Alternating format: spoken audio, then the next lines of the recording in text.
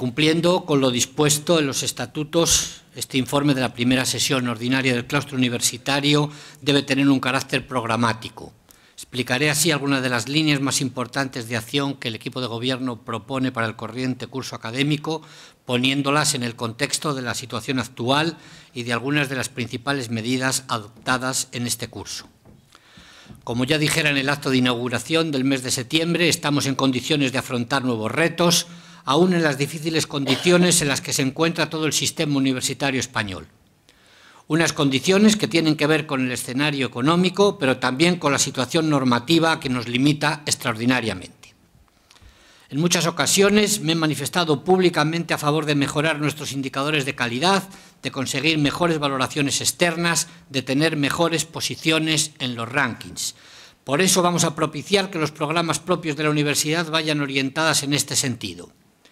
Por eso también tengo ahora la autoridad para denunciar el uso interesado de las posiciones en los rankings de las universidades españolas, el mensaje constante de que ninguna de ellas está entre las 100 primeras del más conocido de ellos, un mensaje que deja convenientemente en el olvido que el nivel de financiación pública de las universidades que ocupan los primeros puestos de los rankings multiplica por varios enteros el de las nuestras.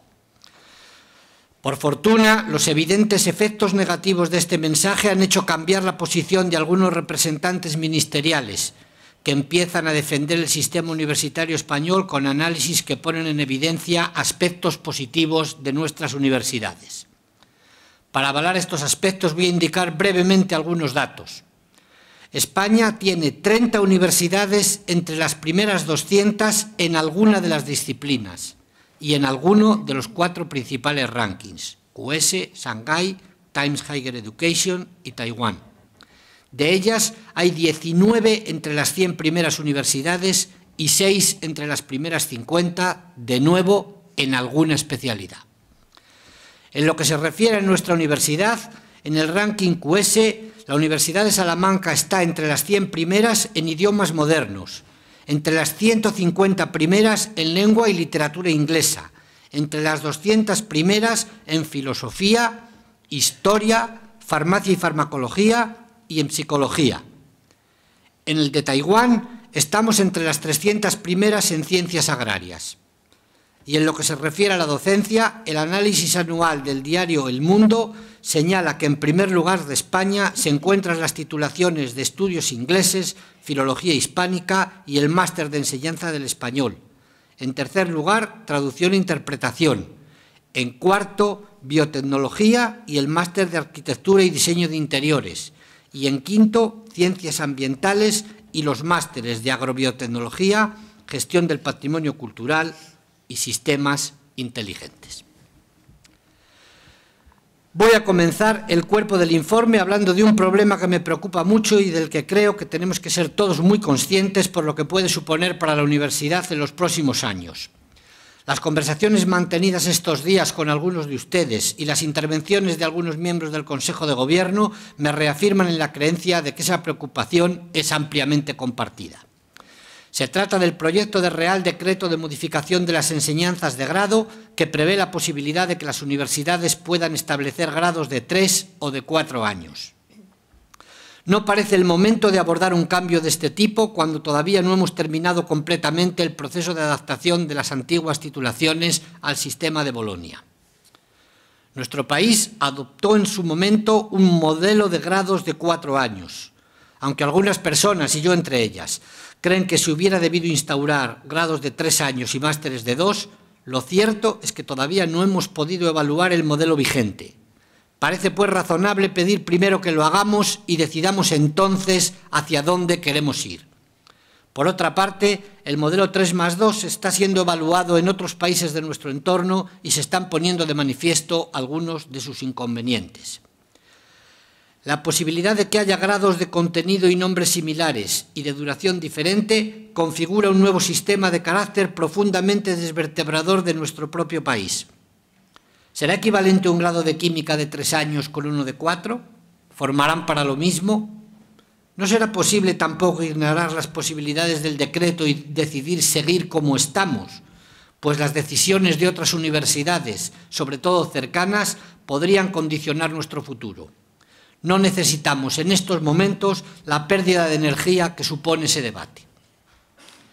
Voy a referirme ahora a la situación económica que hay que considerar dentro del marco general de la crisis que todavía afecta al país y de los recortes presupuestarios en las transferencias de las administraciones públicas que hemos sufrido en estos años, que han sido superiores a los 32 millones de euros en los últimos 4. Ha sido duro absorber este recorte manteniendo la plantilla e incrementando los niveles de actividad. Durante todos estos años hemos cerrado las cuentas de manera equilibrada gracias al esfuerzo de una comunidad universitaria que ha sido consciente de que las principales prioridades de la universidad son la docencia y la investigación y que ha aceptado en consecuencia ajustes para reducir el gasto improductivo y tener que trabajar más en peores condiciones. Hoy, como ya dije en el pasado claustro, puedo lanzar un mensaje de esperanza y optimismo a pesar del incierto horizonte presupuestario. Gracias a los edificios de estos años, tenemos por primera vez un importante remanente genérico, es decir, no comprometido para pagar obligaciones contraídas y que podemos, en consecuencia, usar para mejorar la universidad. Y gracias a ello vamos a destinar 15 millones de euros a desarrollar programas ambiciosos sin depender de fuentes externas, lo que constituye, sin duda, una excelente noticia. En primer lugar, y cumpliendo la Ley de Medidas Urgentes, tenemos que destinar el remanente a la amortización de deuda. Tenemos dos tipos principales de deuda a la hora de aplicar una amortización parcial. Por una parte, la deuda histórica de la universidad, que será de unos 12 millones de euros al cierre de este ejercicio. Era de unos 42 millones de euros en 2009. Y por otra, la deuda de parque científico, que es también deuda de la que tiene que responder la universidad, derivada del pago de los intereses y la devolución del capital de los préstamos contraídos en 2005 y 2006, cuando se constituyó. La elección se ha basado en un criterio económico de fácil comprensión. Hemos elegido amortizar parcialmente la deuda que estamos pagando más cara. Y esa es la de parque científico. Aprovecho para decir que de este modo reduciremos este año en un 38% la deuda de parque, que ha entrado en situación estable, teniendo ahora garantizado un extraordinario futuro de creación de puestos de trabajo cualificado e impulso a las empresas. Pero además, gracias a ese remanente, durante este curso vamos a desarrollar un ambicioso plan de apoyo, impulso y desarrollo de la excelencia internacional, PAIDEI, que ha aprobado el Consejo de Gobierno y que contemplará varias líneas. La primera de ellas es un plan de inversiones en infraestructuras. Hay que tener en cuenta que desde 2011 no recibimos fondos para infraestructuras de la Junta de Castilla y León, con la excepción de los fondos FEDER que han servido para la edificación y equipamiento del edificio I+D de la calle Espejo. A pesar de ello, hemos podido relacionar mejoras de una cierta envergadura en edificios universitarios con cargo al presupuesto corriente, como la reparación del techo de la Biblioteca Francisco de Vitoria, la reparación de los sistemas de calefacción de la Facultad de Farmacia o la remodelación de los sótanos de la Facultad de Derecho. Se trata ahora de poder hacer actuaciones ambiciosas que nos permitan poner en valor y dar nuevos usos a algunos edificios universitarios, incluyendo la ampliación de puestos de estudio y lectura para los estudiantes. El edificio de la calle Espejo, construido y equipado, como ya he dicho, en el marco del programa FEDER, gracias al apoyo de la Consejería de Educación y al proyecto InnoCampus del Ministerio de Economía y Competitividad, significa la incorporación a la Universidad de Salamanca de infraestructuras científicas únicas en nuestra comunidad, como una sala blanca para el desarrollo de investigación en el ámbito de la nanotecnología, un laboratorio de bioseguridad o las unidades del Centro de Caracterización de Recursos Biológicos con los biobancos vegetal y de ADN. Los grupos e institutos de investigación que allá están ubicados se caracterizan por su calidad investigadora y por su capacidad para generar recursos y atraer estos recursos. Se trata, por tanto, de instalaciones de gran importancia en la proyección científica de la universidad, cuyo rendimiento evaluaremos en primer lugar dentro de un año. Una segunda línea del PAIDEI, también de infraestructuras, consistirá en la renovación de las comunicaciones de la universidad, wifi, telefonía, almacenamiento y gestión de la información, para adaptarlas a las nuevas necesidades. Las instalaciones y equipamientos de comunicaciones son ya antiguos y están ocasionando problemas de velocidad y fiabilidad en el acceso. La tercera línea es un plan de apoyo a la docencia, que contemplará un programa específico de apoyo a las prácticas docentes, respondiendo a una demanda reiterada de nuestros profesores para mejorar la calidad de la oferta docente. Otro de sus ejes fundamentales será el programa de virtualización de la oferta académica de la universidad.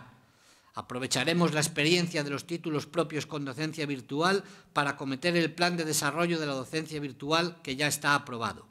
En este sentido, se seguirán impulsando novedosas iniciativas como las ya emprendidas para el caso de los MOOC.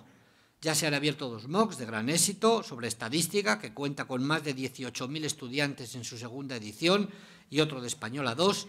Coordinamos 4 más de ámbito internacional sobre gobernanza de universidades dirigidos a formar expertos en el norte de África.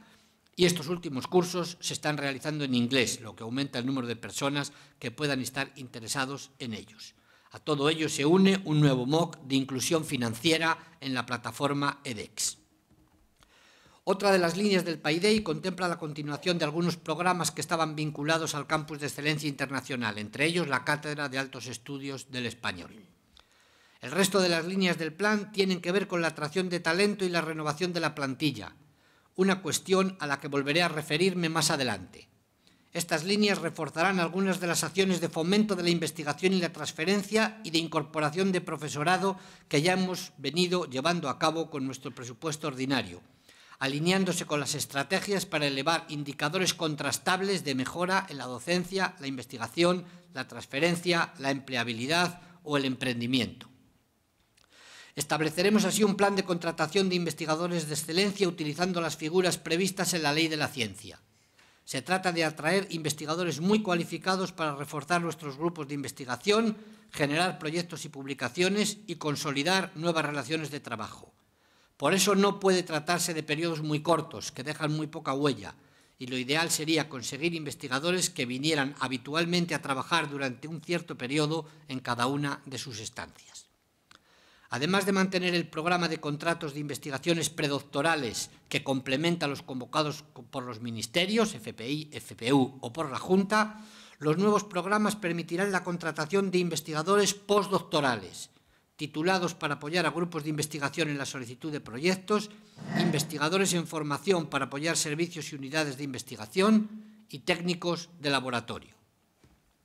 Estas líneas del Paideia serán compatibles con el mantenimiento del actual programa propio de apoyo a la investigación, que permitirá, entre otras acciones, financiar unos 50 proyectos de grupos bien evaluados en convocatorias nacionales y autonómicas que, sin embargo, hayan quedado sin financiación.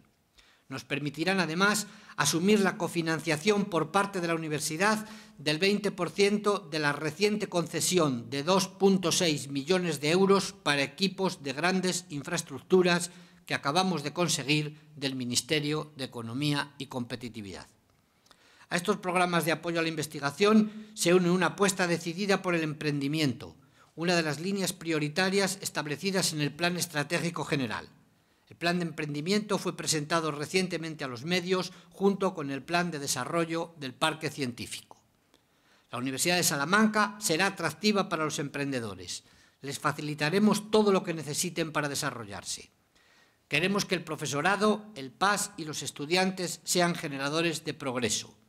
Con este plan impulsaremos iniciativas en la universidad y en Parque Científico, creando un ecosistema de conocimiento abierto que nos convierta en un polo de proyectos de referencia internacional, atrayendo y relacionando a todos los agentes necesarios: emprendedores, startups, aceleradoras, incubadoras, mentores, inversores, grandes y medianas empresas y medios de comunicación. Llevamos 3 años de restricciones para desarrollar una política razonable de plantilla, que es lo que debería constituir la principal herramienta de mejora y progreso de la universidad. Los efectos de estas restricciones son particularmente negativos para nuestra universidad, que tiene una plantilla muy veterana, a lo que se une que las dificultades legales y económicas obliguen a que una parte creciente del profesorado se encuentre en una situación contractual muy precaria. Para reponer las 45 bajas de profesorado permanente que se registraron en el año 2013, la universidad solo ha podido convocar en 2014 2 plazas de catedrático y 3 plazas de profesor titular. La Universidad de Salamanca lleva así acumuladas más de 200 bajas de profesores en los últimos años, con efectos previsibles sobre la calidad del servicio público que prestamos, pese al esfuerzo de todos por aminorar estos datos. Algunas de las bajas de profesorado permanente han podido ser cubiertas este año, como en los anteriores, con profesores asociados, es decir, con contratos a tiempo parcial. Como en 2013, hemos transformado 10 plazas de profesores asociados en plazas de ayudante doctor, es decir, en plazas de profesorado a tiempo completo, transformaciones que van a continuar en 2015. A pesar de todo, en los últimos meses han tenido lugar algunas buenas noticias que ojalá sean el inicio de un cambio de tendencia en los próximos años. Por una parte, el programa Paiday incluirá la restauración de un plan de dotación de plazas de ayudante doctor, 10 plazas en 2015 y 10 plazas en 2016, que se sumarán a las 10 plazas anuales para transformación de asociados doctores que acabo de mencionar. Haremos un esfuerzo por contratar candidatos excelentes, renovando los baremos de contratación del profesorado. Por otro lado, se ha conseguido un acuerdo con el SACIL, que nos permitirá convocar con cargo a su tasa de reposición 4 plazas vinculadas de profesor titular en la Facultad de Medicina, cuya situación en materia de profesorado resulta particularmente crítica. Finalmente, el proyecto de presupuestos generales del Estado para 2015 contempla la posibilidad de reponer el 50% de las plazas que queden vacantes este año, lo que significa, en el caso de nuestra universidad, la posibilidad de convocar unas 22 plazas de profesorado funcionario en 2015. El proyecto de ley de presupuestos generales del Estado indica que hay que destinar un 15% de las plazas vacantes a estabilizar a los investigadores Ramón y Cajal con evaluación positiva y 3. Así lo haremos como hemos venido haciendo siempre. Convocaremos el resto de las plazas aplicando el acuerdo que tomó en su momento el Consejo de Gobierno. Repartirlas al 50% entre plazas de catedrático y plazas de profesor titular y, a su vez, dentro de estas categorías, la mitad en función de un criterio de promoción y la otra mitad en función de la estructura de la plantilla. Hemos iniciado conversaciones con la Consejería de Sanidad para que podamos convocar además algunas plazas de profesorado vinculado con cargo a la tasa de reposición del SACIL. En lo que se refiere al PDI laboral, esperamos que se firme cuanto antes el nuevo convenio colectivo. La Universidad de Salamanca es ajena a las dificultades que han diferido su firma y mantiene su posición para que el acuerdo al que se ha llegado en el último momento conduzca a la definitiva ratificación del convenio. Hay que señalar que no estamos ante una situación normalizada y mucho menos aún que el inicio de la recuperación de todo lo perdido. Al contrario, durante 2015 seguiremos perdiendo efectivos. Pero quiero creer que estas novedades, las primeras que presentan un carácter positivo en varios años, serán la antesala de un panorama en el que resulte posible afrontar la solución de los problemas de profesorado y de personal de administración y servicios. La variación de la tasa de reposición para estos últimos también le afecta. Hasta ahora teníamos imposibilidad de renovar efectivos. Hemos podido efectuar algunas de las últimas convocatorias de la oferta de empleo de 2011, la última anterior a las leyes restrictivas de plantilla. Han empezado a tomar posesión los aprobados en la oposición de bibliotecas y se han realizado los 2 primeros ejercicios de la oposición de auxiliares administrativos. La nueva tasa del 50% nos permitirá aliviar la situación de necesidad de PAS de la universidad y tener una relación de puestos de trabajo más funcional, acorde con las necesidades actuales y que sea compatible con la mejora de las condiciones de trabajo y la promoción del personal. Negociaremos la publicación de una oferta de empleo para hacer efectiva la tasa de reposición generada durante 2014, que afecta sobre todo al PAS laboral. La gerencia está empezando a trabajar con la Junta de Personal de PAS para elaborar una nueva RPT del PAS funcionario, inspirada en estos principios. Se trata fundamentalmente de racionalizar las funciones en centros, departamentos e institutos, lo que permitirá además una disminución del trabajo burocrático del profesorado. Paralelamente, se está desarrollando una experiencia piloto de evaluación del desempeño del PAS, en colaboración con el acuerdo de la mesa de negociación, donde están representadas todas las organizaciones sindicales. Vamos a revisar el modelo inicial de evaluación del desempeño del PAS a partir de la experiencia piloto, que está terminando, con la intención de disponer de un modelo vigente en 2015. Y vamos a negociar el establecimiento de un plan de formación plurianual del PAS sobre la base de las necesidades detectadas. Continuaremos el proceso de reorganización de los departamentos, que comenzamos en mayo de 2014, restableciendo un número mínimo de profesores. En los últimos meses se tomarán medidas presupuestarias y de otro tipo que favorezcan una estructura departamental más racional y equilibrada. Dentro de las políticas de empleabilidad hemos elaborado un plan de formación en competencias transversales que se va a apoyar en un proyecto ICAR-D, Individual Career Development, dentro de la convocatoria Erasmus Plus K2 en colaboración con las universidades de Lovaina, Padua, Maastricht, Iași y Queensland. Vamos a redefinir la política de cooperación, concentrando los recursos y siguiendo principios de continuidad y permanencia para multiplicar los efectos de nuestras acciones. Muchas son las acciones y líneas de futuro de los vicerrectorados y servicios de la universidad, de las delegaciones y asociaciones de alumnos, entre ellas las culturales, a veces injustamente olvidadas, que dejo necesariamente en la sombra para no alargar este informe. Quizá alguna de ellas sea mencionada en el debate o en otros momentos de la sesión. Vaya para todos los miembros de la comunidad universitaria que han trabajado en ellas mi más sincero reconocimiento y gratitud.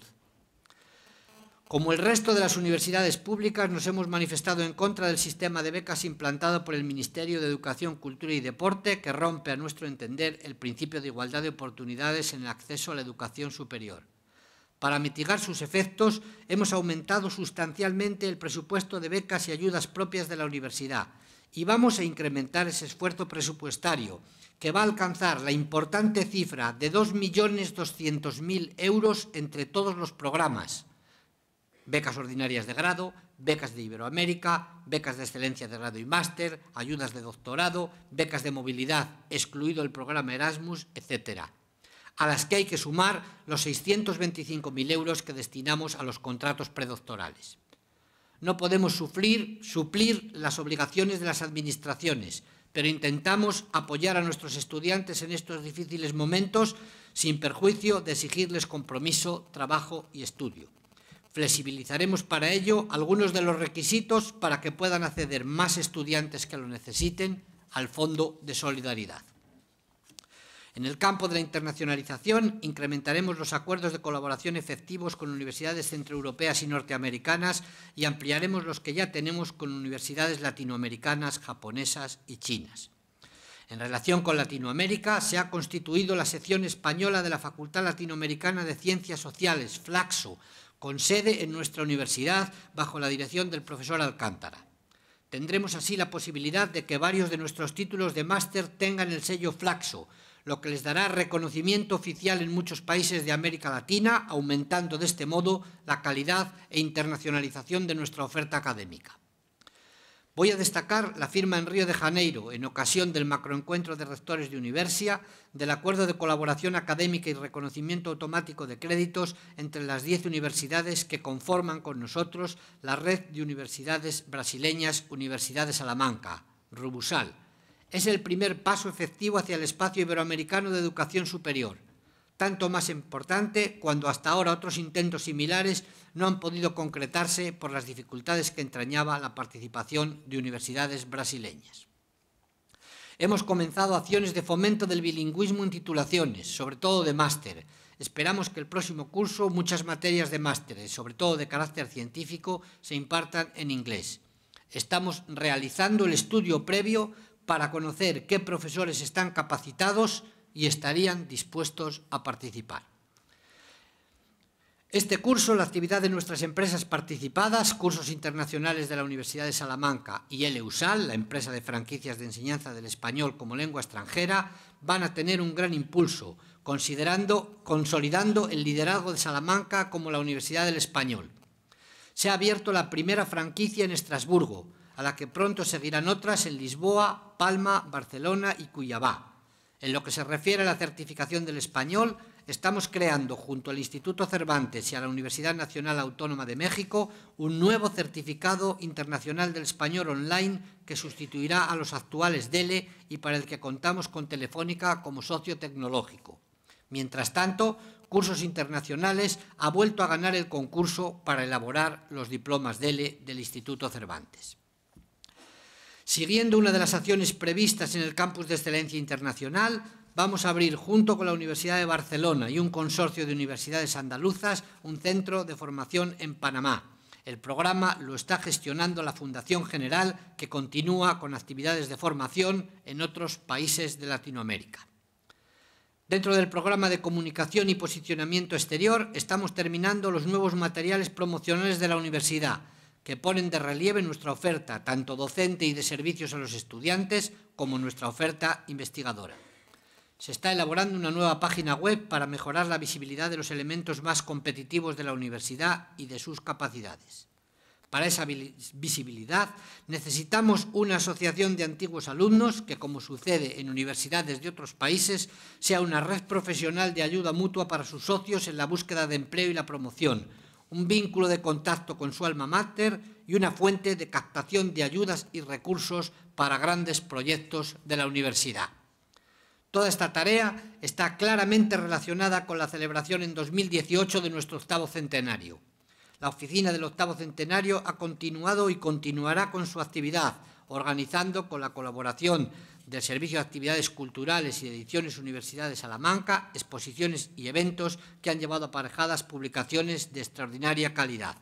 Siguiendo con esta línea de actuaciones propias, se ha constituido una comisión asesora interna para el 8º centenario, fuente de discusión de ideas y elaboración de grandes proyectos transformadores de la universidad y que está abierta a los miembros de la comunidad universitaria que tengan deseos de trabajar en ella. En el discurso de inauguración del curso, reclamé ante las autoridades presentes la necesidad de que se aprobaran los incentivos fiscales que corresponden a los acontecimientos de especial interés. Hay que agradecer hoy su respuesta positiva, que ha permitido que el proyecto de ley de presupuestos generales del Estado para 2015 incluya las deducciones fiscales más elevadas permitidas por la ley para quienes colaboren con el 8º centenario de la Universidad de Salamanca entre el 1 de noviembre de 2015 y el 31 de octubre de 2018. Queda ahora por definir el organismo que, junto con la universidad, gestionará económicamente el proyecto, para lo que nos pondremos en contacto con la vicepresidencia del Gobierno en cuanto termine el trámite parlamentario de la Ley de Presupuestos. No quisiera terminar sin manifestar públicamente mi preocupación como rector por algunos de los problemas sociales y políticos que afectan gravemente a la situación de nuestro país y su repercusión en las universidades.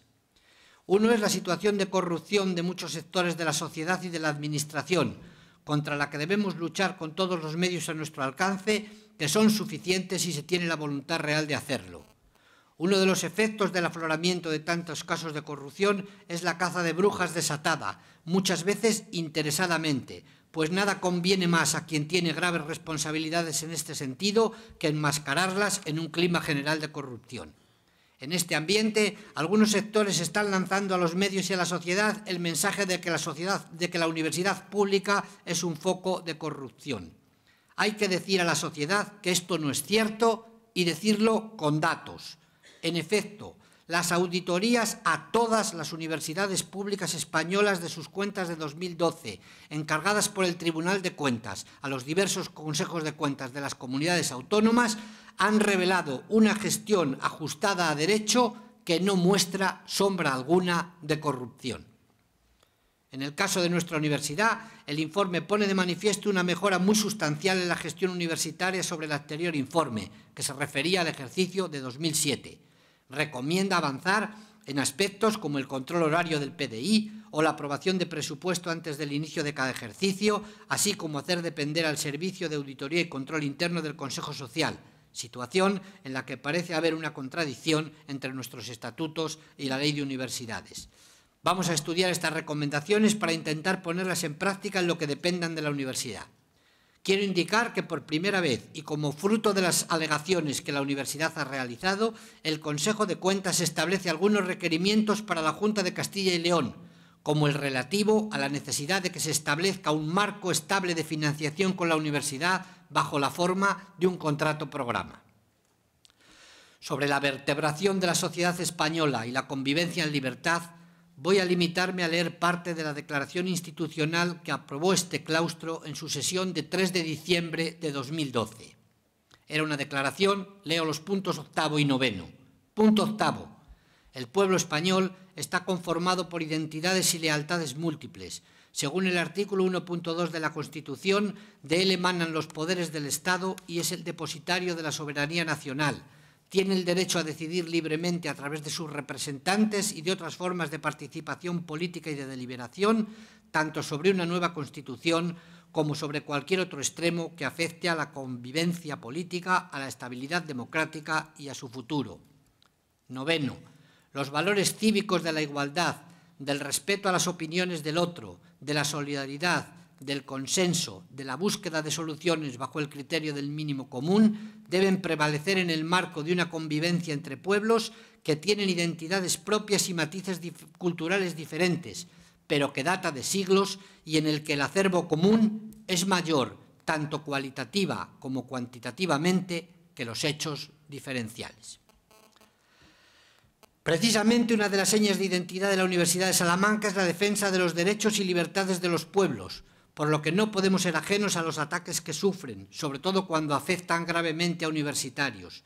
Por eso quiero expresar aquí, acogiendo la solicitud de algunos representantes de los estudiantes en el Consejo de Gobierno, la solidaridad de esta universidad con el dolor de las familias de los estudiantes mexicanos desaparecidos, a quienes sentimos tan cercanos, y la repulsa a los responsables de su desaparición mediante hechos, diré prudentemente que aún sin confirmar, que son ciertamente infames. Como dije en la anterior sesión del claustro, hemos probado que somos capaces de salir adelante y deberemos ser cada día mejores. Tenemos por delante un curso en el que podemos poner los pilares para transformar la universidad, porque hemos sido capaces de generar recursos para ello y porque tenemos ideas claras de lo que hay que hacer con ellos. Y lo hemos conseguido porque tanto en el acuerdo como en la discrepancia y el debate estamos juntos siempre en el esfuerzo y el compromiso. Ubi concordia, ibi victoria. Muchas gracias por su atención.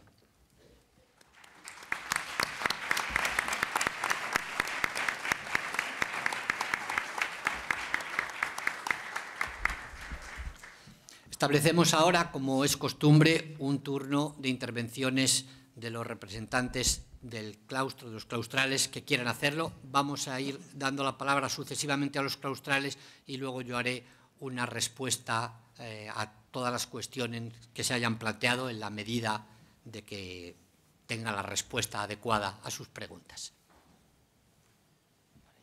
Muchas gracias. ¿Se me oye? Sí. Bueno, soy Amaya García. Soy profesora contratada doctora interina de la Facultad de Geografía e Historia y soy también vicedecana de docencia de esa misma facultad. Y estoy aquí en calidad de representante de un colectivo de contratados doctores interinos. Como todos sabemos, desde el decreto de medidas urgentes de diciembre de 2011, la universidad no puede convocar plazas de profesorado fijo al margen de la tasa de reposición. Esto ha dado lugar a que los ayudantes doctores que han ido terminando sus contratos improrrogables hemos tenido como única salida la figura de contratado doctor interino. Esta es una figura temporal, precaria y peor remunerada a pesar de tener las mismas obligaciones docentes, investigadoras y de gestión que el profesorado funcionario y fijo. Por otra parte, es una figura con trabas académicas porque nos imposibilita, por ejemplo, dirigir proyectos de investigación o pedir sexenios. Así hemos asistido en los últimos años a un incremento de profesores con contratos precarios que no pueden contribuir a la calidad objetivable de la universidad porque se les niega la posibilidad de solicitar proyectos y pedir sexenios, indicadores que todos los rankings de calidad universitaria utilizan. La tasa de reposición de estos últimos años, como bien ha dicho el rector, se ha dedicado a la contratación de catedráticos y titulares, pero no a la convocatoria de las plazas de contratado doctor que muchos de nosotros estamos ocupando de forma interina. Para el año 2015 los presupuestos generales parece que contemplarán una tasa del 50% y ante esta situación consideramos que una política razonable de plantilla sería repartir equitativamente esa tasa de reposición entre las 3 figuras fijas de profesorado que contempla explícitamente la tasa de reposición, que son catedrático, titular y contratado doctor, tal y como hemos reflejado en un escrito que hemos hecho llegar al señor rector. Entendemos que en los tiempos que corren la universidad tiene poco margen de maniobra para diseñar la plantilla, es verdad, pero lo que no nos parece adecuado es que ese poco margen se ha destinado a incrementar la desigualdad entre el profesorado, lo que repercute no solo en las personas que sufren esa situación, sino también en el conjunto de la institución. Esta misma reivindicación la hemos podido ver en la prensa en estos últimos días por parte de la plataforma de profesorado no permanente de la Universidad Complutense. Y bueno, aprovecho para disculparme porque me tendré que marchar antes de que termine este claustro porque tengo clase. Gracias.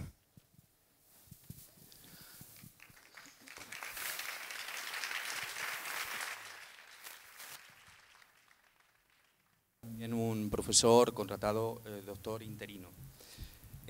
Simplemente quiero apuntar, y de manera muy breve, determinados aspectos legales respecto del asunto que planteaba mi compañera y que, por supuesto, pues estamos reivindicando. Los contratos de interinidad, como se sabe, pues son unos contratos que suponen una solución temporal, una solución transitoria, una solución provisional, a la espera de que se pueda producir el proceso de selección conforme a los principios de igualdad, de mérito y de capacidad para la cobertura definitiva de esas plazas, plazas que aparecen en la RPT y que nosotros estamos ocupando ahora interinamente.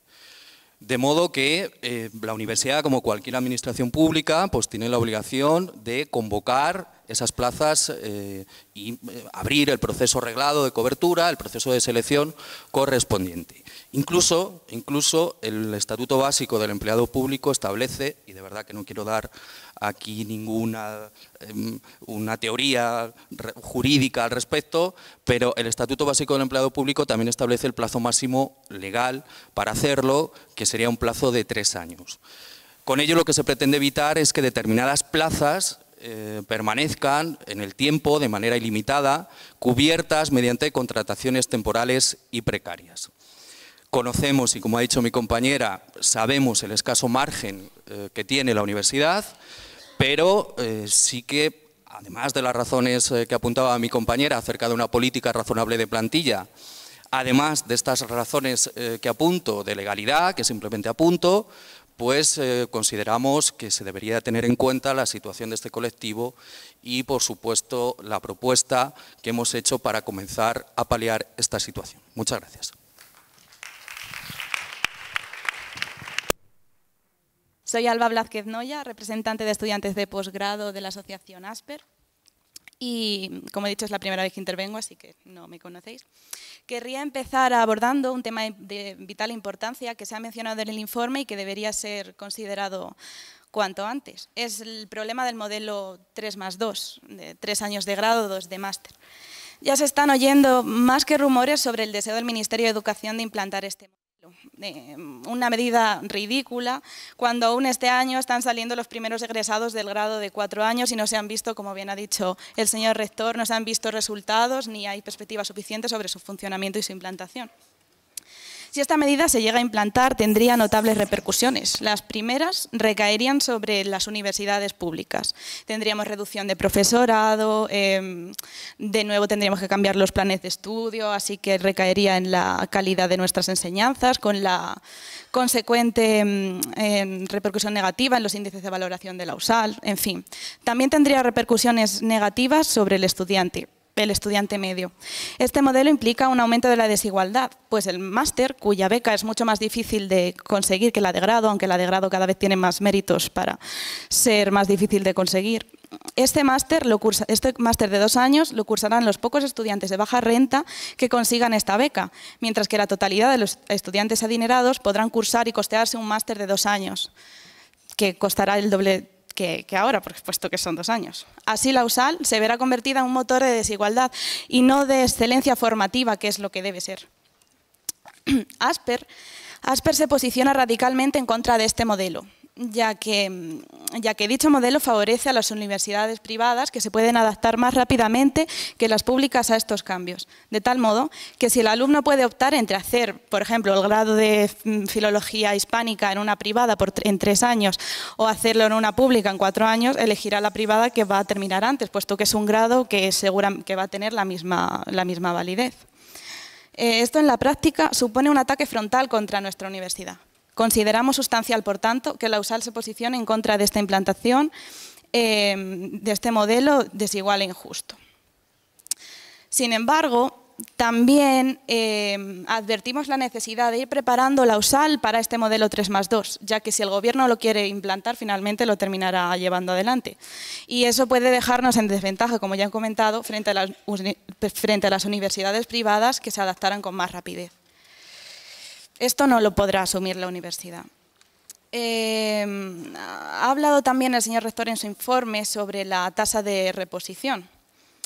Bien, la universidad no puede seguir asumiendo la reducción de plantilla. Pese a que la tasa de reposición ha aumentado del 10% al 50% en los 2 últimos años, hemos perdido el 9% del personal de la USAL. Es entre personal de administración y servicios y profesorado. Es una situación crítica, hemos perdido 330 miembros. Por tanto, no debemos dejarnos engañar por el aumento de la mal llamada tasa de reposición. Tasa de reposición, vamos a dejarnos de eufemismos, es una tasa de destrucción de empleo público. Hemos pasado de una tasa de destrucción del empleo público del 90% a ahora una nueva tasa de destrucción del empleo público del 50%. Ponemos, por tanto, de manifiesto en este claustro que la situación sigue siendo insostenible. En fin, dicho esto, para terminar paso a mencionar un par de asuntos que he echado en falta en el informe del rector. Por ejemplo, se echa en falta oír iniciativas nuevas desde dentro de la universidad que dinamicen la USAL y cubran las carencias que sufrimos. Por eso desde Asper traemos aquí una iniciativa que consiste en la creación de una unidad de sexualidad. Es una iniciativa que viene de la mano de nuestros compañeros de psicología y que nos ha parecido muy interesante, por eso la traemos aquí. Esta unidad tendría distintas competencias, bueno, se podría ir viendo, ¿no? Pero tendría, por ejemplo, la competencia de promocionar la sexualidad saludable, formar un voluntariado para que imparta charlas en distintos institutos de Salamanca, por supuesto bajo la tutela de algún profesor especializado en este tema. Darían charlas sobre prevención de enfermedades, de concienciación sobre la libertad sexual, en fin, todo tipo de información interesante para el estudiantado. Es una unidad que también podría aportar apoyo psicológico de problemas asociados a la sexualidad, abordar el patrón de la reproducción del machismo en la juventud, un problema que lamentablemente no está atajado. Una unidad que también podría preocuparse por el problema de la coacción y la violencia sexual, con alguna campaña tipo solo sí significa sí. Afortunadamente en nuestra universidad no hay estos problemas como están ocurriendo en otras universidades a nivel internacional, ¿no? En fin, también podría mantener al estudiantado informado sobre los derechos relacionados con la sexualidad, como la interrupción voluntaria del embarazo. Podría incluso crearse una especie de boletín informativo para que todo el mundo estuviera informado, ¿no? Vale, y ya por último, vale, ya termino. He echado en falta también que en el informe se haya hecho alguna mención o que se nos tenga informado sobre la situación del acceso al hospital que tanto nos ha preocupado en el pasado y nos sigue preocupando, ¿no? Desde Asper reiteramos nuestra oposición ya expuesta en Consejo de Gobierno, y que es una oposición que se basa en los siguientes argumentos. Este acceso provoca problemas de seguridad vial, por supuesto. También genera inevitables prejuicios en el normal funcionamiento en la vida académica. También existe una fuerte oposición social. Hay una plataforma que aúna al profesorado de los colegios Campocharro y Maristas, a asociaciones de padres, a asociaciones vecinales y los propios miembros de la comunidad universitaria. En definitiva, un nuevo hospital que debería haberse terminado ya, que no lo ha hecho porque la Junta de Castilla y León no ha ejecutado los más de 100 millones de euros presupuestados para esta obra, mientras sí terminaba otros hospitales como el de Valladolid. Por tanto, la universidad ninguna responsabilidad tendría que tener en este retraso de la construcción. La culpa ha sido de aquellos que no han invertido en Salamanca y a los que, por tanto, la universidad no les debe nada. Y eso es todo. Muchas gracias.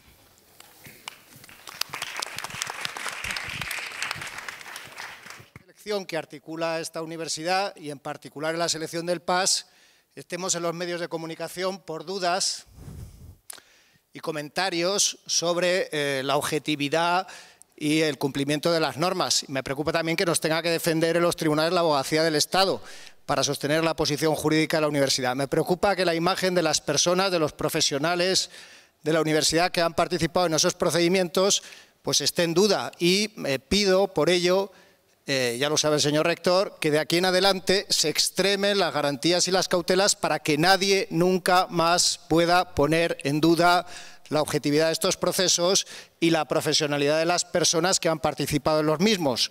Es decir, yo creo que algo sobre esto hay que decir, ¿no?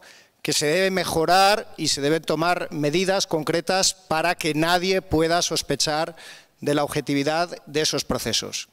En el capítulo de estudiantes también me preocupa que la política de becas de la Universidad de Salamanca no responda prioritariamente a criterios de equidad y en particular las becas de doctorado, sino únicamente, aunque este también es un criterio plausible, por supuesto, de excelencia académica. En un momento de crisis económica en el que las familias están pasando serios apuros, también las becas de doctorado de esta Universidad de Salamanca deberían, en mi opinión, responder a criterios de equidad, siguiendo una vetusta tradición de esta universidad en la que las personas con menos recursos económicos, desde su fundación, han tenido mayores facilidades para desarrollar toda su carrera académica, hasta el doctorado. Y en el capítulo del personal docente e investigador, me preocupa que se diga que la plantilla no se ha visto seriamente reducida, que se ha sostenido la plantilla al tiempo que se recuerda el tenebroso dato de los 200 profesores que como consecuencia de las jubilaciones y la no reposición de estas plazas ha perdido la universidad. Es verdad que, bueno, pues tenemos una expectativa algo mejor en el año 2015 por la flexibilización de la tasa de reposición, pero en tanto en cuanto se siga interpretando que la cobertura de una de las plazas vacantes por jubilación realizada en un efectivo de la propia universidad, es decir, que las promociones computan a efectos de consumo de la tasa de reposición, no vamos a mejorar sustancialmente la situación.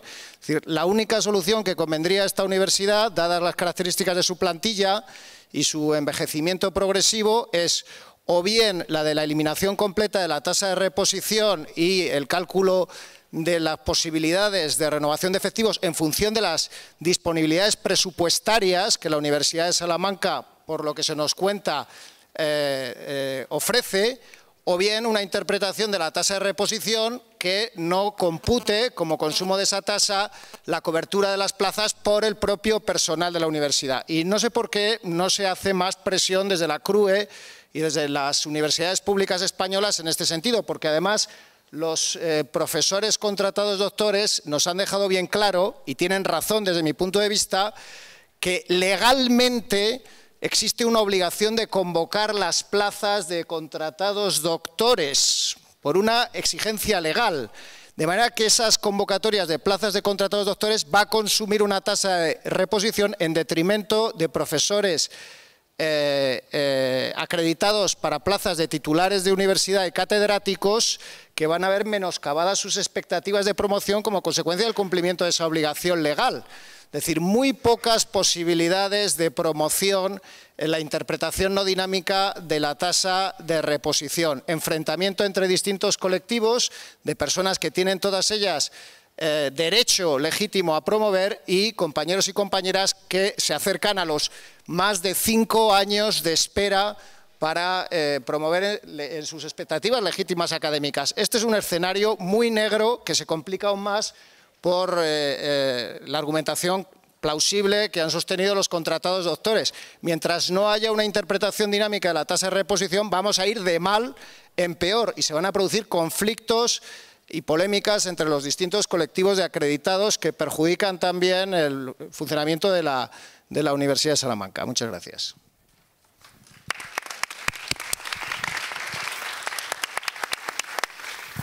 soy David Rapado Rincón, claustral por AEUS. En primer lugar, en nombre de la Asociación de Estudiantes Independientes de la Universidad de Salamanca y en el mío propio, quisiéramos sumarnos a las propuestas que hoy nos ha dicho la representante de Asper. Desde la Asociación de Estudiantes Independientes de la Universidad de Salamanca, solicitamos, mediante escrito dirigido y motivado al señor rector magnífico, que tenga a bien estudiar y llevar a cabo las siguientes propuestas que AEUS llevaba en su programa electoral de las últimas elecciones a juntas de facultades o escuelas y consejos de departamentos. Dichas propuestas están avaladas por los estudiantes y todos somos conocedores de ellas, puesto que durante la campaña electoral hemos informado de las mismas.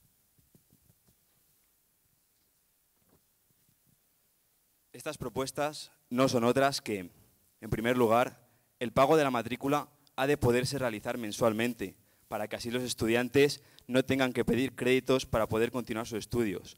Además, pedimos que la matrícula sea real, poniendo el total de la matrícula y cuánto paga cada institución del Estado, Ministerio de Educación y Consejería de Educación.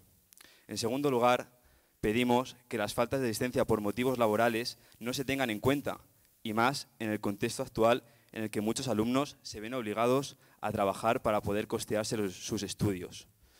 Y bueno, tenemos estas propuestas recogidas en un escrito que me gustaría entregarle ahora. Y bueno, nada más, muchas gracias.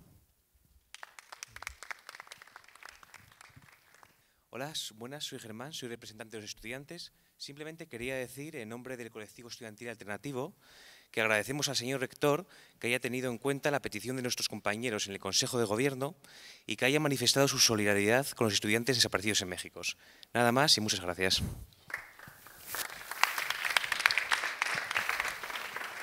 Buenos días, muchas gracias.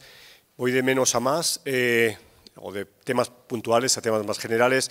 En primer lugar, yo creo que los profesores contratados doctor interino es un tema sangrante. Me da la impresión de que es realmente el futuro de la universidad y la universidad debe apostar por ellos ya mismo, por encima de otros colectivos que yo comprendo que tienen derechos, que se han acreditado, pero que ya tienen una situación consolidada. En una etapa como la que vive este país, creo que dar a estas personas estabilidad laboral es un beneficio personal para ellos, indudablemente, pero para nuestra universidad, porque son el cuerpo de profesorado más joven que tenemos.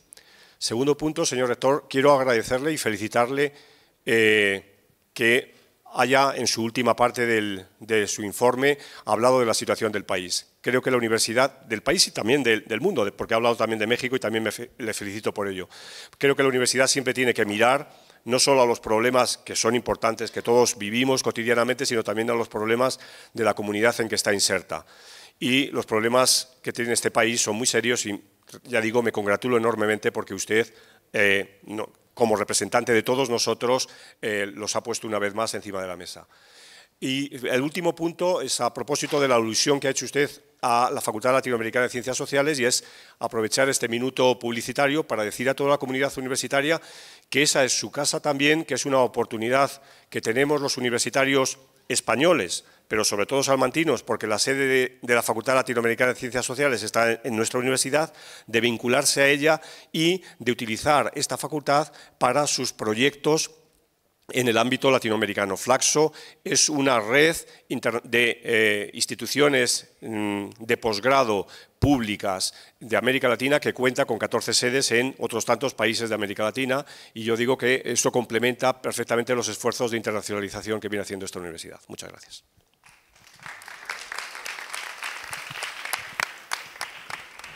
Había un par de peticiones de palabra más, alguien por allí que no vi antes, que se levantó, luego otra allí y ahora la profesora Cortés, y ya con eso cerramos, ¿no? Adelante, por favor.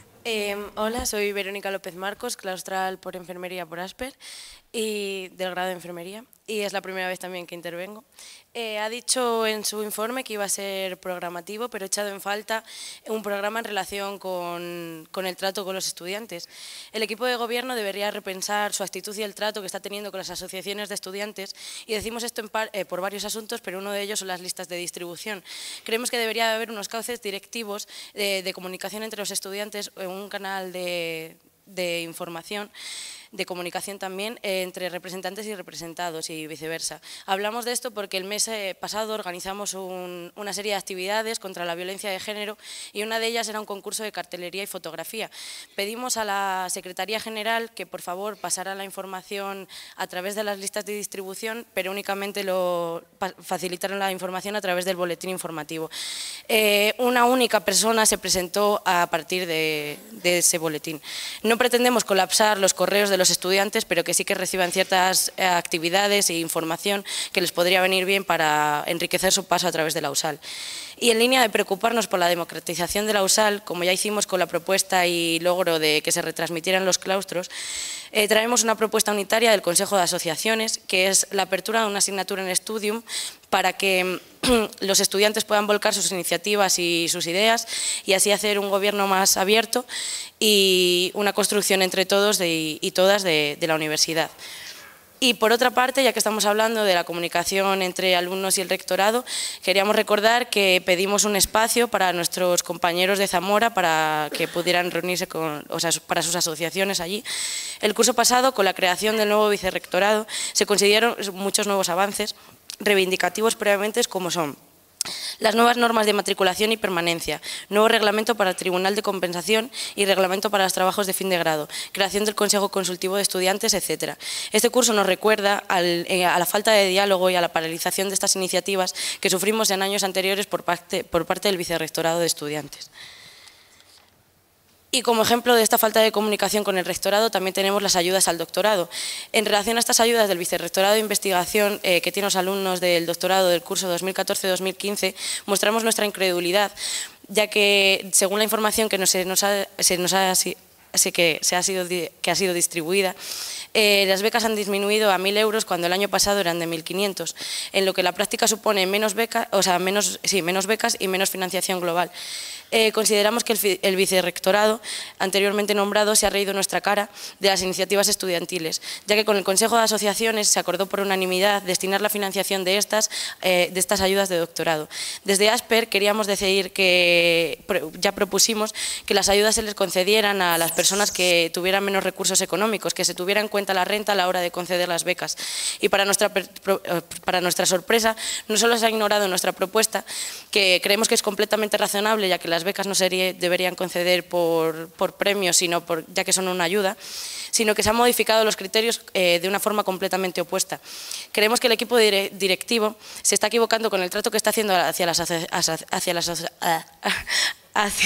asociaciones de estudiantes, ya que no somos la oposición, sino parte de la solución a los problemas que surgen día a día en nuestra universidad. Y para terminar, queríamos hacer una reflexión y preguntarle que cuántos claustros ha convocado. Señor rector, en su programa electoral usted dijo que el claustro tenía que ser un órgano fundamental, en concreto el máximo órgano de representación universitaria. Y queremos recordarle que existen mecanismos de control atribuidos a este gobierno, así como otras competencias sustanciales que no se pueden asumir en el claustro si apenas es convocado.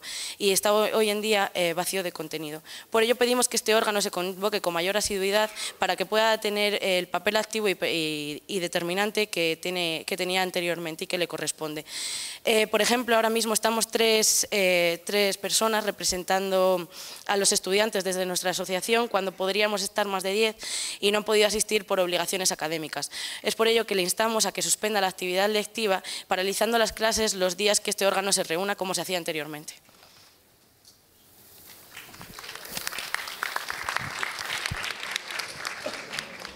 Teníamos una última petición de palabra por allí, que os recuerde, y la profesora Cortés. Allí primero, allí primero lo tenía pedido antes. No, me parece que... Lo tenía pedido antes allí. Allí atrás, por favor.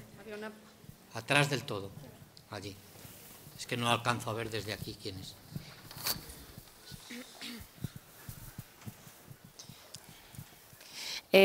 Bueno, buenos días, yo soy Alba y soy claustral desde CEA.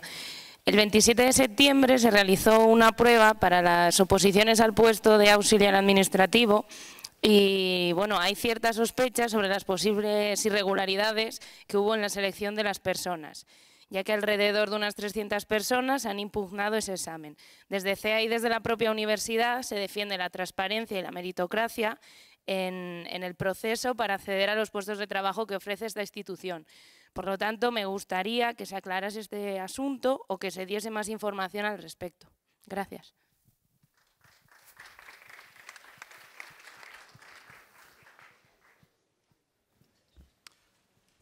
Adelante, ahora sí. Buenos días.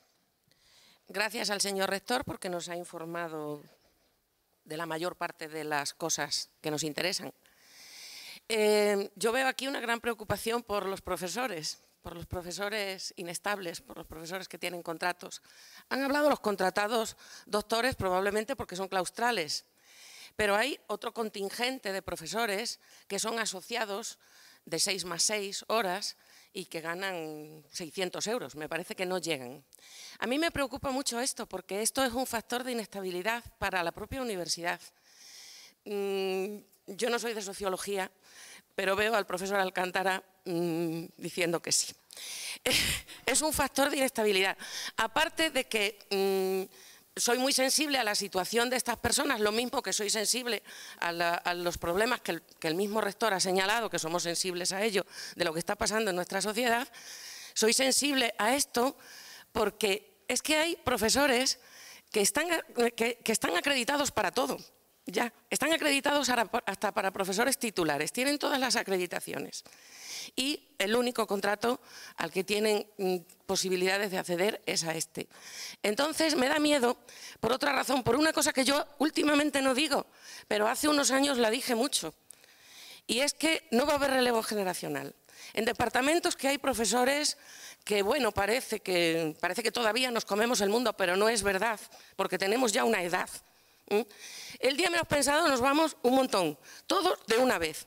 Si a estos profesores que están acreditados aquí, que están buscando sus acreditaciones para profesores titulares, conozco a gente en Francia y en Italia, los dejamos escapar, que son buenísimos, que se han aprovechado de esta universidad para formarse, entonces tenemos que pensar en algunos términos, en términos de futuro, en términos de calidad, en términos que mantengan además la calidad de determinados que no nos dejemos ir abajo, especialidades que tienen tradicionalmente mucha calidad, porque de repente se vayan los profesores todos en una edad de jubilación o en la que cada uno quiera, porque claro, ahora la gente se jubila antes. ¿Por qué? Porque tenemos mucho más trabajo. Entonces dices, bueno, yo no sé si voy a aguantar hasta aquí, hasta la edad máxima. Entonces, tenemos que pensar en estos términos. Solo quería presentar esta reflexión aquí porque es que me temo que de este colectivo, que conozco varias personas, que por supuesto son doctores, de este colectivo, pues yo creo que no hay representantes. Entonces, hoy han despertado en mí algunas intervenciones, muchos recuerdos del pasado. Del movimiento de PNNs. Otras intervenciones han despertado otras cosas. Puede haber parecido pintoresca la intervención de los alumnos. Yo pienso que un protocolo contra los malos tratos tenían que tener todas nuestras estudiantes en su mesilla de noche, por ejemplo. Esto es una propuesta que también hago para que la unidad de igualdad la recoja, sencillamente. Es muy, muy sencillo, O sea que la universidad, yo tengo protocolos contra los malos tratos que me mandan de todas las instituciones. Entonces, esto es una cosa que me parece que hoy que estamos tan participativos, por fin, pues entonces también nos ocupemos de este tipo de problemas que son nuestros. Muchas gracias.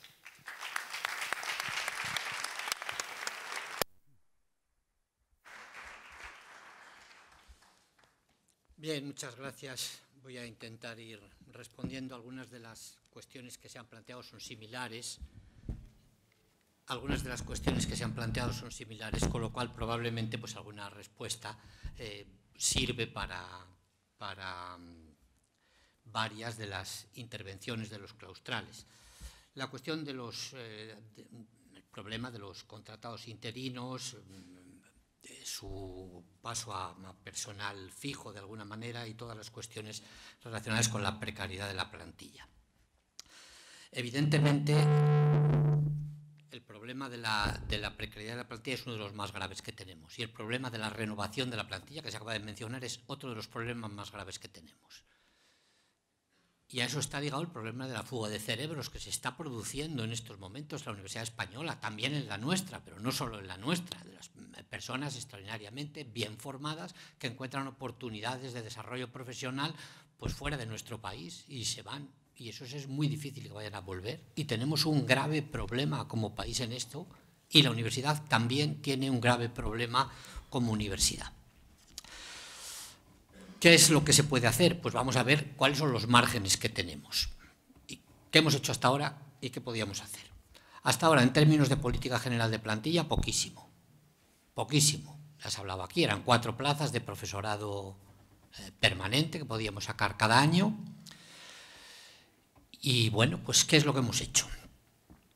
Mantener la plantilla. ¿Qué significa la plantilla? No que no se pierdan efectivos, claro que se pierden. Todos los efectivos que se pierden por jubilación pues se han perdido, con eso no podemos hacer nada. Cuando yo digo que hemos mantenido la plantilla, lo que he querido decir, y quizás no me he expresado bien, es que en esta universidad no se han producido despidos masivos de asociados como en otras, donde han despedido de golpe a 300.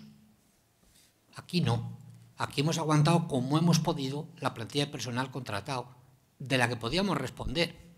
Evidentemente las pérdidas de funcionarios que venían obligados por ley, contra esas bien poco hemos podido hacer si podíamos contratar o renovar 1 de cada 10 el año siguiente.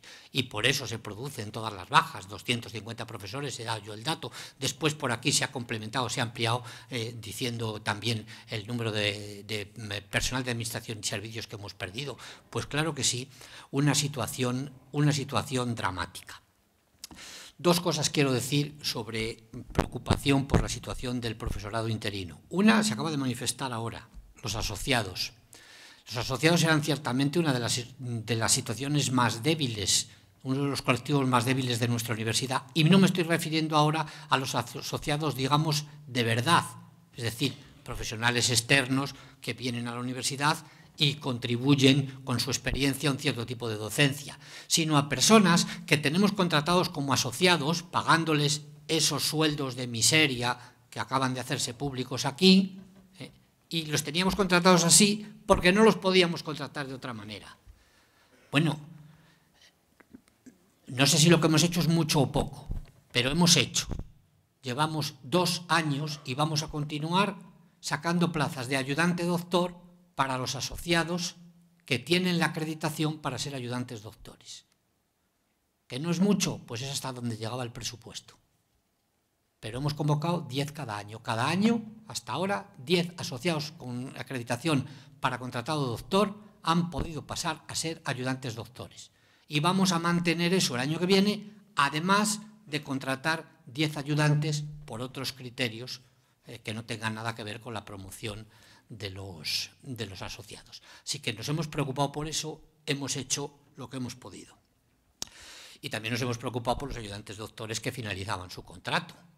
Y de hecho los hemos asumido con esta figura de contratados doctores interinos.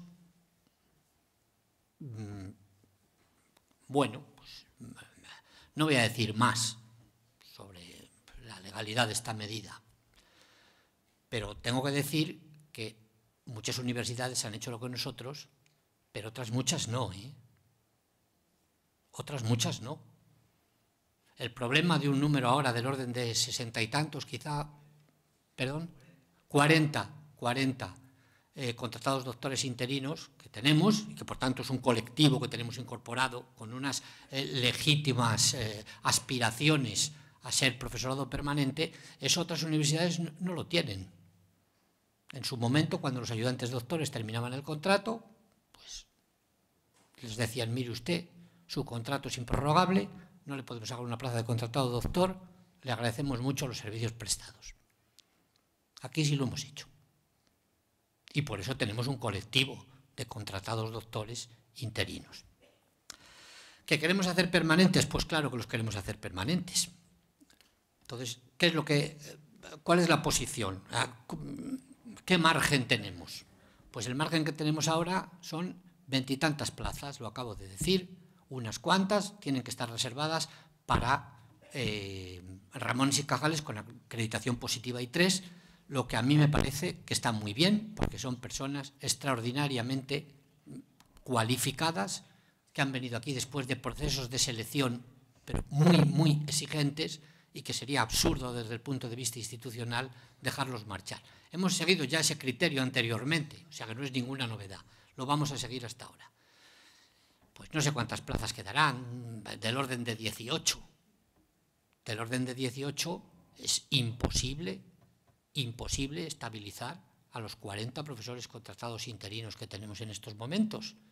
Y no es una cosa que podamos hacer un plan este año 18, el año siguiente, no, es que ese colectivo irá creciendo. Bien, entonces, ¿cómo se les puede promocionar? Pues hombre, el acuerdo que tenemos del Consejo de Gobierno, se puede estar más o menos de acuerdo o no. Los miembros del Consejo de Gobierno saben que esa no era mi posición. Esa no era mi posición, pero los acuerdos se toman teniendo en cuenta el sentir de la mayoría de las personas, y después de un debate en que unos ceden por un lado, otros ceden por otro lado, se llega a una situación de acuerdo, que no es probablemente la situación que a lo mejor defendería a título personal ninguna de las personas que han formado parte de esa conformación de un acuerdo que se vota. Y el acuerdo es equilibrado, la mitad de las plazas las destinamos a cátedras, es decir, a las que se pueden presentar profesores titulares que tienen acreditación a catedrático, y la otra mitad a profesores titulares, es decir, a las que se pueden presentar todos los profesores que tengan acreditación para titular. Y los profesores que tienen acreditación para titular son o pueden ser, y de hecho hay casos, desde asociados, ayudantes doctores, contratados doctores interinos y en algún caso contratados doctores permanentes, contratados doctores que no son interinos, que también tienen acreditación a titular. A todos ellos está abierto. Claro, se puede alegar, bueno, pues vamos a intentar promocionar los interinos. ¿Con qué criterio? Si tenemos muy pocas plazas y tenemos 60, habrá que poner algún criterio para ir eligiendo qué interinos les damos la posibilidad de promocionar. Pues miren ustedes, el primer criterio de calidad es que los que tengan la acreditación de titular, en principio, estarán más cualificados que los que todavía no la tienen. Sacar plazas de titular nos está permitiendo hacer una selección entre ese colectivo de contratados doctores interinos. ¿Que no es la situación ideal? Pues no. La situación ideal es que no tuviéramos las restricciones que tenemos y pudiéramos hacer un mecanismo de incorporación de una buena parte de ese personal cualificado, la que resultara de procesos exigentes de selección, al profesorado permanente con la vía del contrato, vía laboral, o con la vía del funcionariado. Pero es lo que tenemos.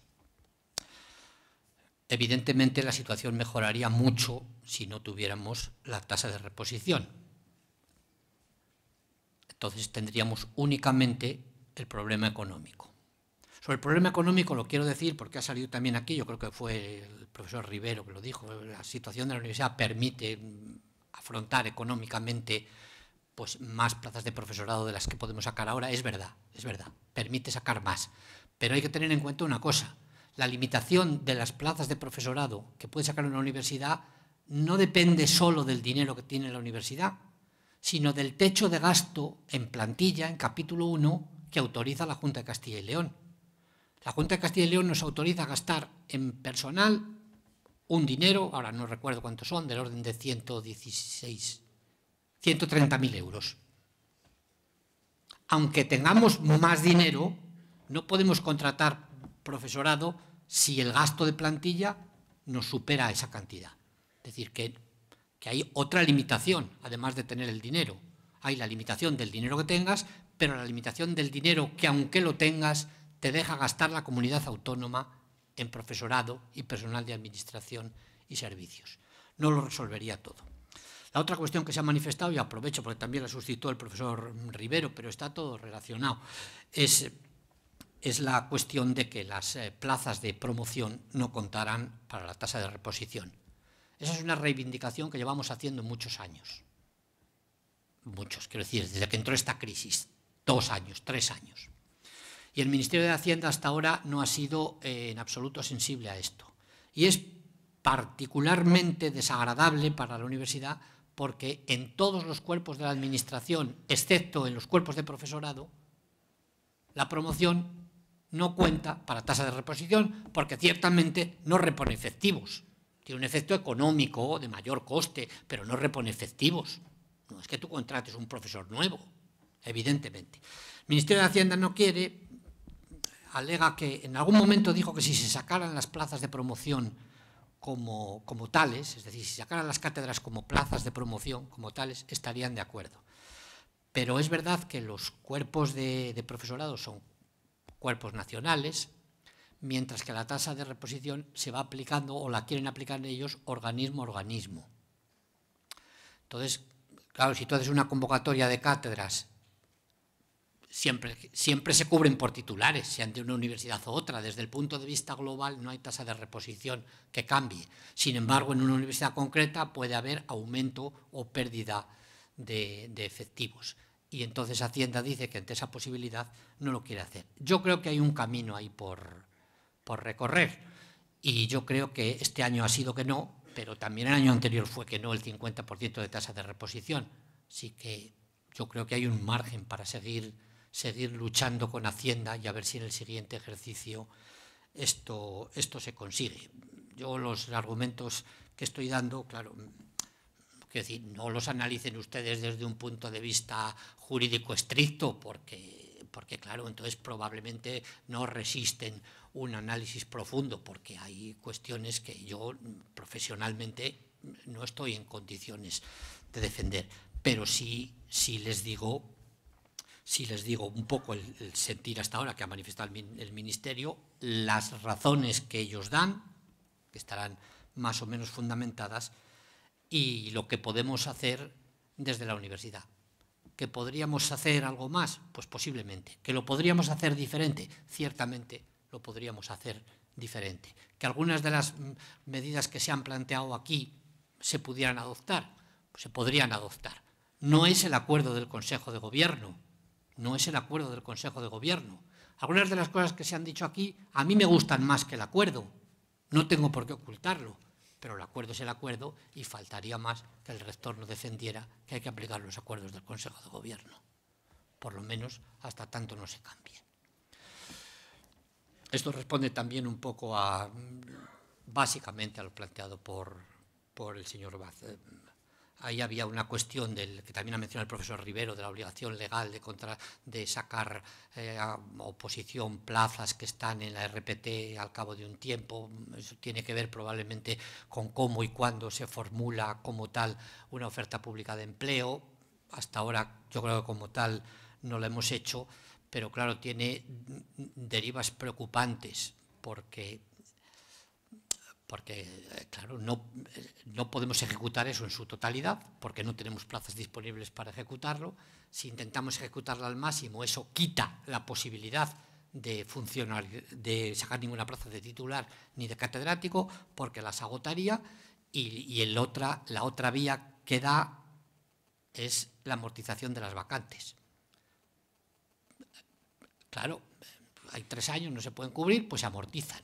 Y eso es algo que nosotros no quisiéramos plantear de ningún modo, ni quisiéramos que en ningún modo algún movimiento público de la universidad pudiera conducir a que al Ministerio de Hacienda se le ocurriera que lo que tenemos que hacer es amortizar las vacantes, como se le ocurrió que iban a ir al contencioso administrativo cuando sacábamos plazas que según ellos no entraban en la tasa de reposición. Vuelvo a repetir.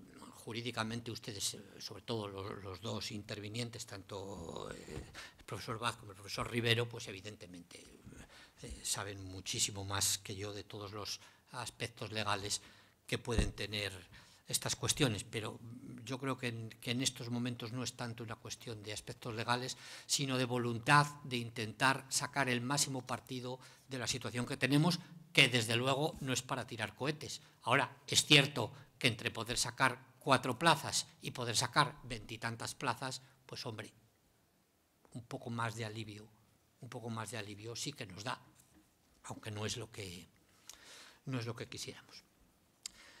La siguiente intervención fue de la señora Blázquez Noya.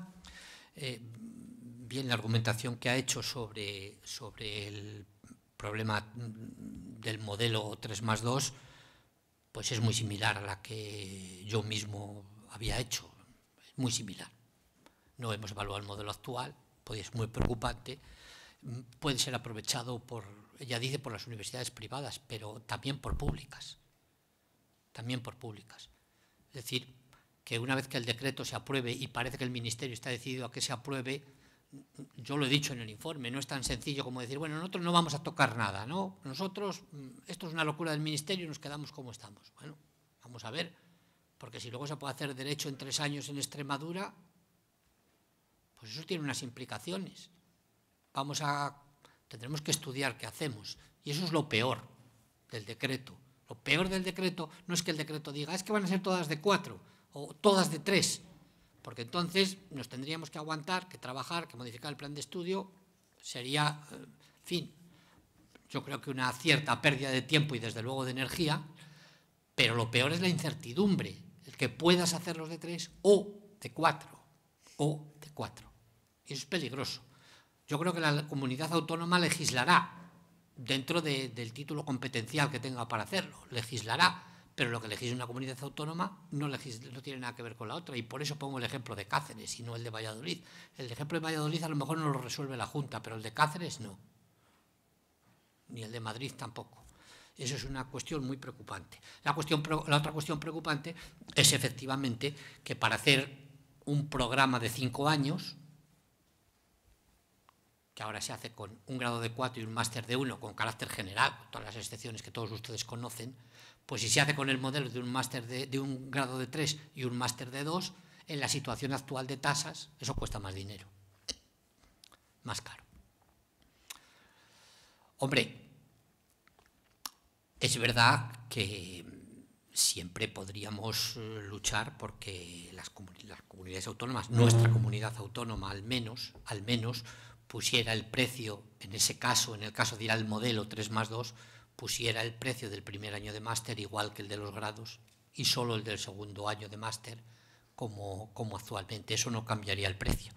Pero también es verdad que conociendo cómo respiran nuestras autoridades, pues es probable que ellos tengan la idea de incrementar el coste. Bueno, nuevas iniciativas ausentes en el informe, pues yo me alegro que se planteen algunas. Claro que el informe no contempla todas las iniciativas de la universidad, porque en ese caso ustedes no se estarían quejando de la falta de iniciativas del informe, sino que a las 5 de la tarde estarían deseando que el informe acabara. Hay muchas. Bien, esta cuestión de la unidad de sexualidad, muchas de las cosas que usted plantea sobre la unidad de sexualidad se están haciendo ya en la universidad, desde la unidad de atención psicológica, desde el servicio de asuntos sociales. De todas formas, bueno, pues podemos avanzar en lo que ya se está haciendo. No sé si es bueno configurarla como una unidad separada, pero algunas cosas las podemos hacer. Muchas de las cosas se están ya haciendo. Yo creo que si no, la vicerrectora podría, ya que ha salido el tema, aclarar un poco más en qué términos estamos haciendo las cosas. Pasarle el micrófono. ¿Pero y dónde están? No.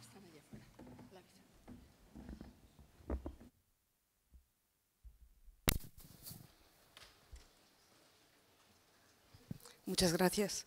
Pues sí, la Universidad de Salamanca tiene un gabinete de orientación sexual desde los años 90, dirigido por el profesor Félix López, hoy jubilado, y cambió el nombre a Gabinete de Orientación sobre Sexualidad y Relaciones Interpersonales hace 10 años, nombre que fue consensuado precisamente entre yo misma y el profesor Félix López porque nos parecía un nombre más adecuado para ese gabinete.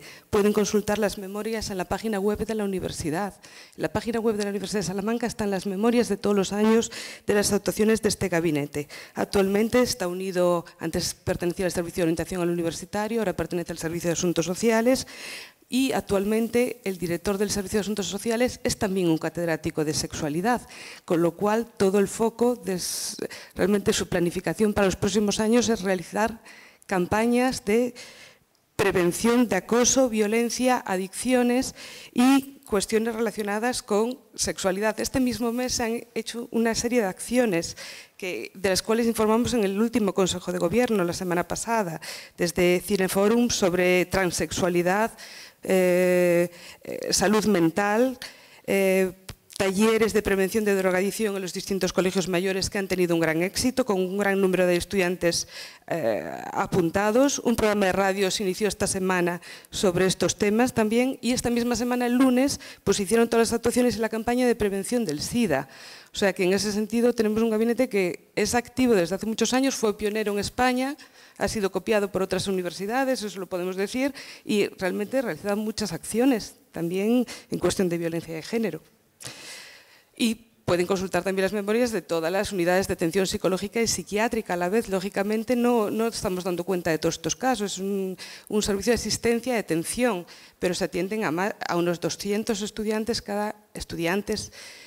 personal de administración y servicios y profesorado cada año, tanto por la unidad de atención psicológica como por la unidad de atención psiquiátrica. Gracias. Sobre las obras del hospital, pues yo lo único que puedo decir es que el convenio que hicimos con el SACIL y con el Ayuntamiento se está desarrollando como tal y que la universidad está en estos momentos, tiene en fase de concurso entre las empresas que lo van a hacer, la instalación de todos los sistemas de control que permitan el parking más ordenado de los usuarios del campus Miguel de Unamuno. Cuando esté ya bien instalado y establecido, el poder hacer uso ordenadamente del parking va a quitar una buena parte de la presión sobre el campus Miguel de Unamuno. Y esto lo digo porque en estos momentos los sistemas de control pues, no están conectados unos con otros, se puede entrar con cualquier carné universitario y todos ustedes saben que hay demasiados carnés universitarios. Hay algún miembro de nuestra comunidad que disfruta de varios y muchas personas que disfrutan de carnés de la comunidad universitaria simplemente porque tienen algún pariente o amigo que está en la universidad. El nuevo sistema va a hacer eso mucho más difícil, si no imposible, porque se basará en un sistema de tarjetas que hay que tener previamente, independientemente del carné, y yo creo que solo con que limitemos el parking que hay de verdad a la comunidad universitaria, una buena parte de los problemas de tráfico que hay en estos momentos cambiarán. Por otra parte, hay un cierto número de cuestiones que son responsabilidad del ayuntamiento, como es lógico, problemas de seguridad vial, problemas de ordenación del tráfico, pues tienen poco que ver con nosotros. Aprovecho para decir que también a petición de los estudiantes, pues vamos a dirigir una carta al ayuntamiento solicitando una parada del autobús en el campus universitario.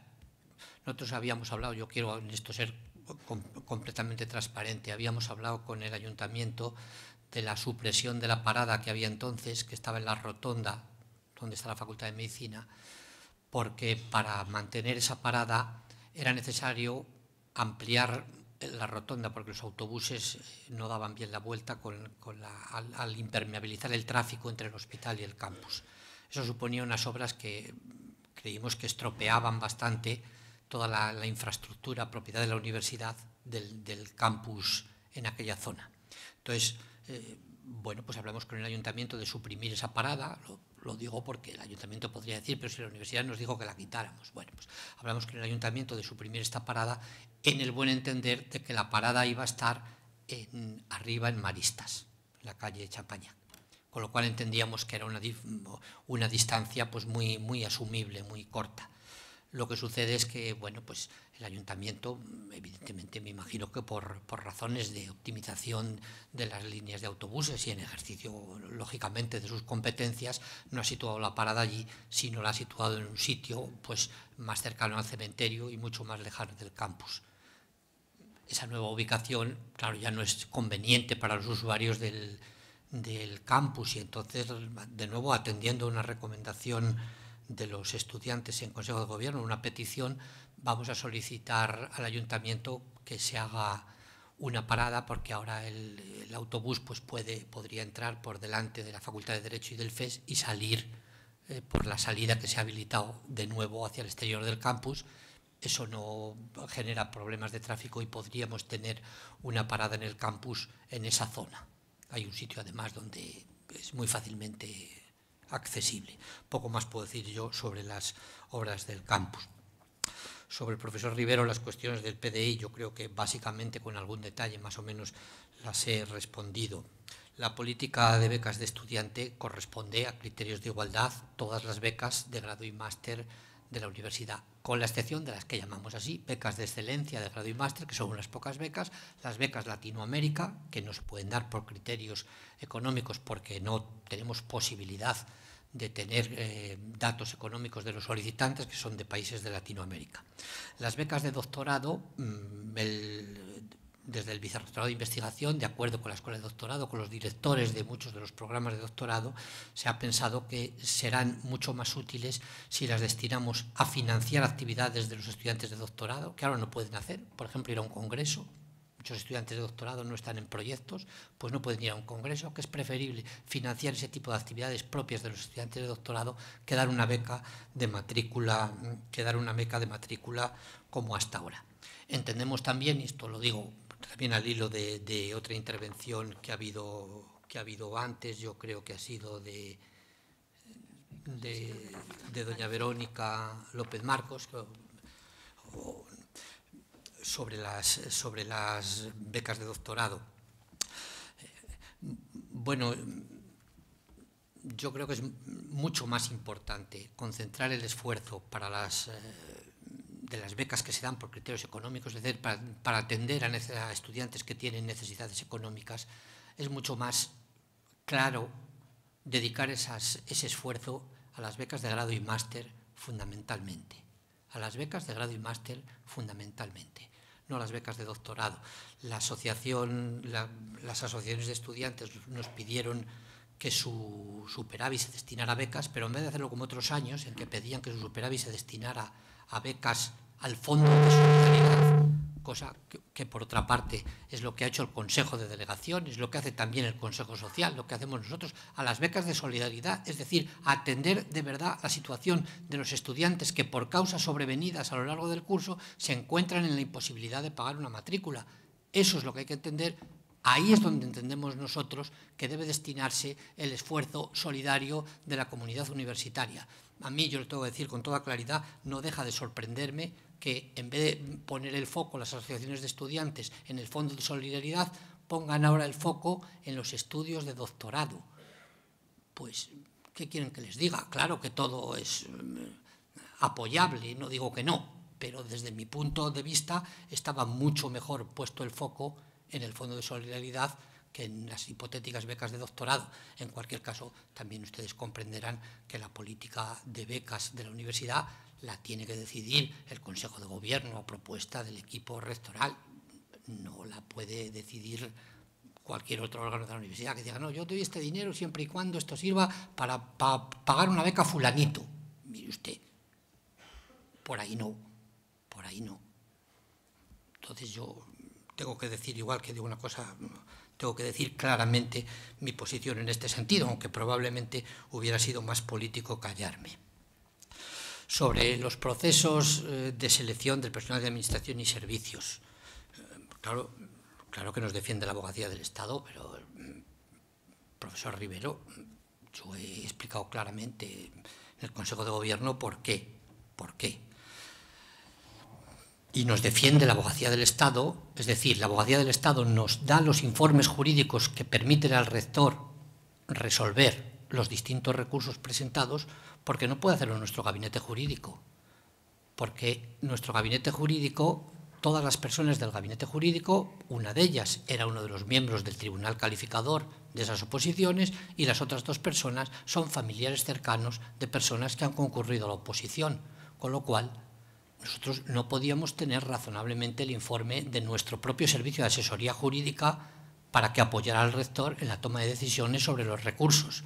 Entonces, ¿cuál era la mejor solución? Pues la mejor solución era pedir esos informes jurídicos nada menos que a la Abogacía del Estado, que es un órgano que por lo menos a mí me da todas las garantías de imparcialidad y de competencia en los informes jurídicos que nos hacen. Y para eso hicimos un convenio con la Abogacía del Estado, un convenio que fue aprobado por el Consejo de Gobierno.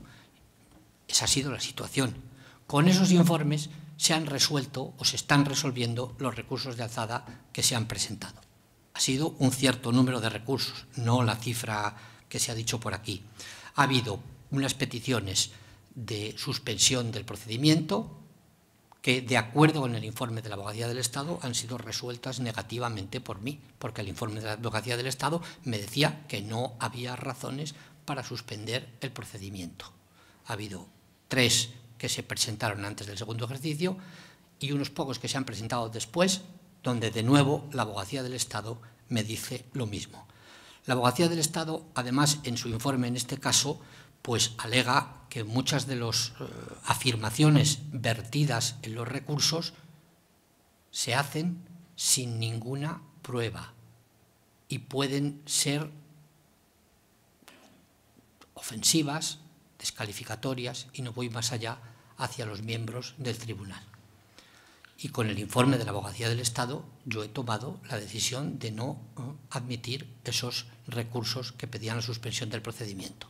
El resto de los recursos de alzada los resolveré cuando tenga el informe de la Abogacía del Estado, en el sentido que me indique la Abogacía del Estado, si es que ese sentido naturalmente es suficientemente claro. Si no, tendré que pedir ulterior asesoramiento jurídico. Pero voy a resolver siempre con todas las garantías de un informe jurídico competente e independiente.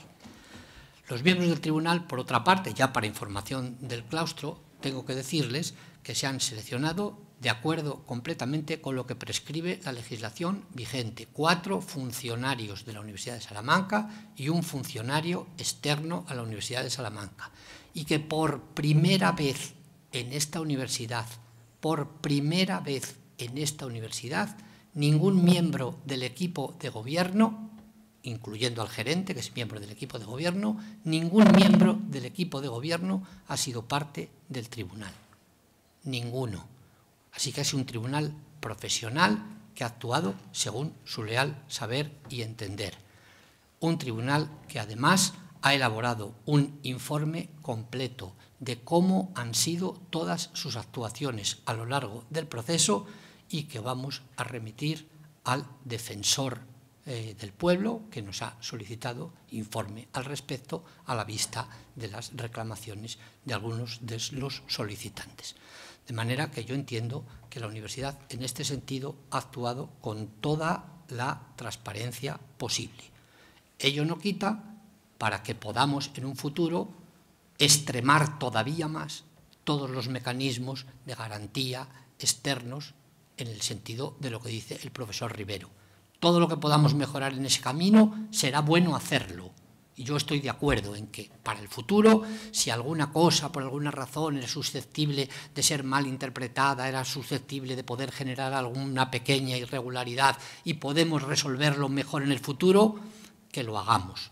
Pero también quiero decirles que yo no puedo consentir que se arroje sombra de duda sobre funcionarios de esta universidad en el ejercicio de sus funciones cuando todos los informes jurídicos que tengo me dicen lo contrario. Yo creo que las preguntas del profesor Rivero con esencia estaban todas respondidas. Don David Rapado ha presentado ya el escrito, tiene dos términos. El pago de la matrícula mensual genera extraordinarios problemas. Yo lo voy a decir con toda claridad, genera problemas de tesorería.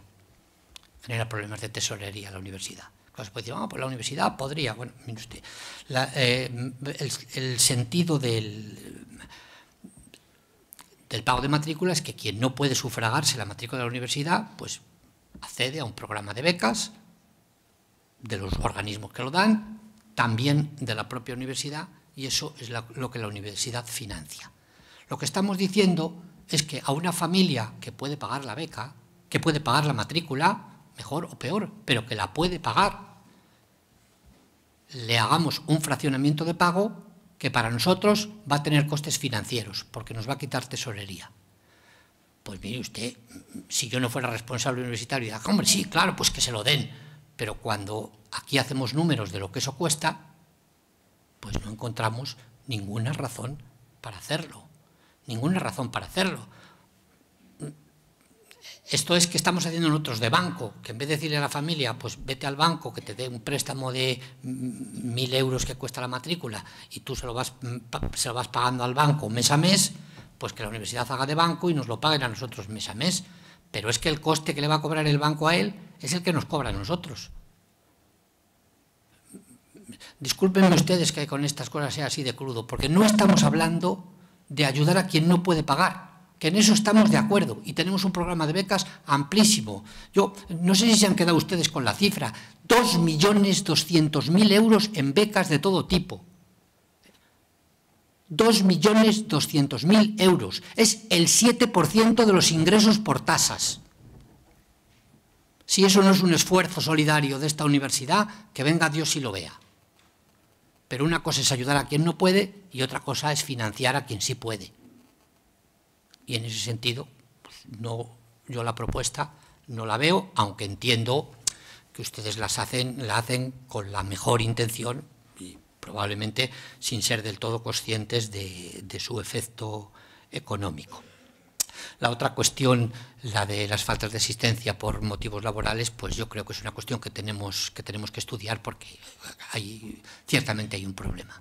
Cada vez hay más estudiantes que tienen que compatibilizar los estudios con el trabajo y ciertamente no siempre los horarios de nuestras titulaciones están adaptados a esa situación. Así que este es un camino que yo daré el documento a la vicerrectora de docencia para que estudiemos de qué modo es posible avanzar en esa propuesta que ustedes hacen, que me parece muy razonable. Nada que contestar a don Germán, representante de CEA, y tampoco al profesor Alcántara, que simplemente ha hecho una serie de consideraciones, ¿no? Que algunas de las cuales yo agradezco.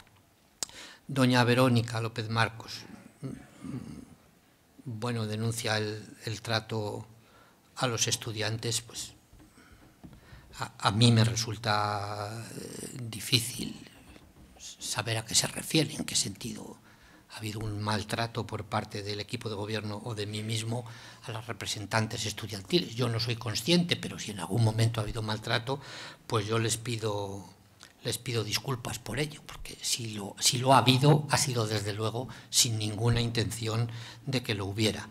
La asignatura en Studium para todos los estudiantes, pues yo creo que es viable y no hay mayor problema. Quizá, como algunas otras cuestiones que ha puesto de manifiesto, yo creo que probablemente el vicerrector de promoción y coordinación puede dar mejor respuesta que yo, porque conoce más en detalle los problemas.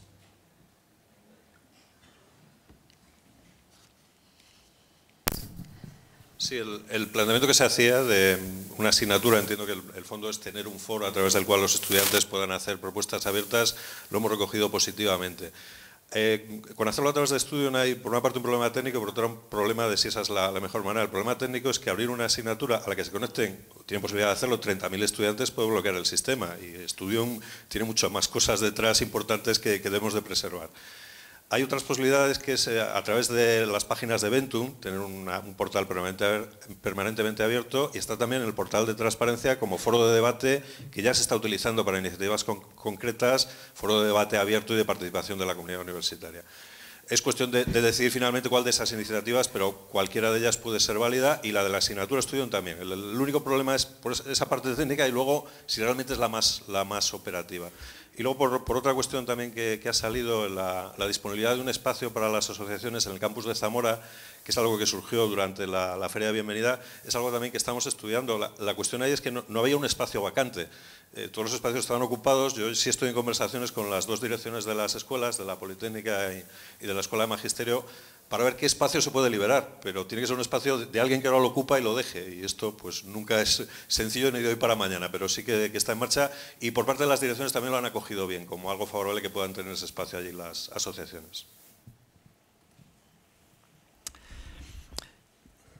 Gracias. Bueno, sobre los claustros, pues lo que yo dije del claustro lo mantengo.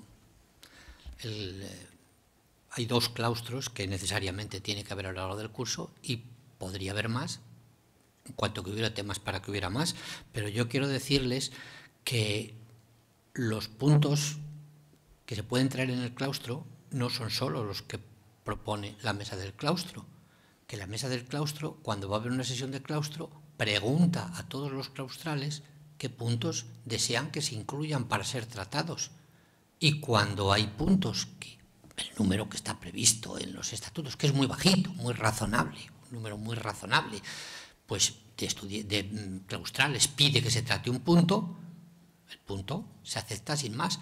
En algún caso, la mesa del claustro ha incluido puntos propuestos por un número de claustrales menor que el exigido, porque los hizo suyos, le pareció que era una cuestión muy razonable.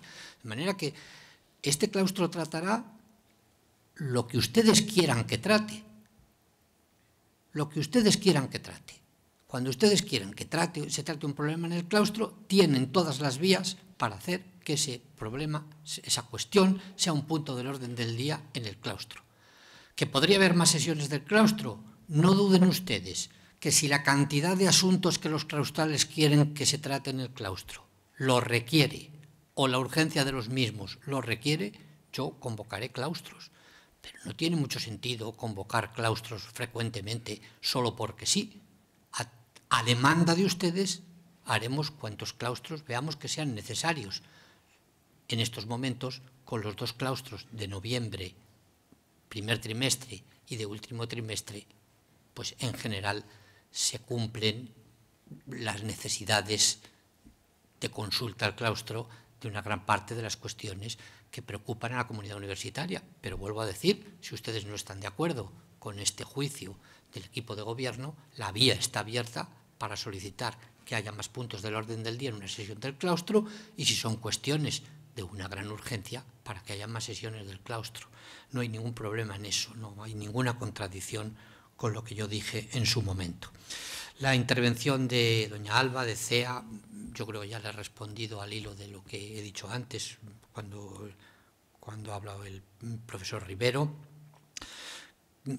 Les agradezco mucho a los dos esta intervención. La del profesor Rivero, evidentemente, pues, mucho más matizada y armada, ¿no?, como corresponde a su mayor experiencia, porque efectivamente es un elemento que ha suscitado mucha preocupación en la comunidad universitaria, esta cuestión.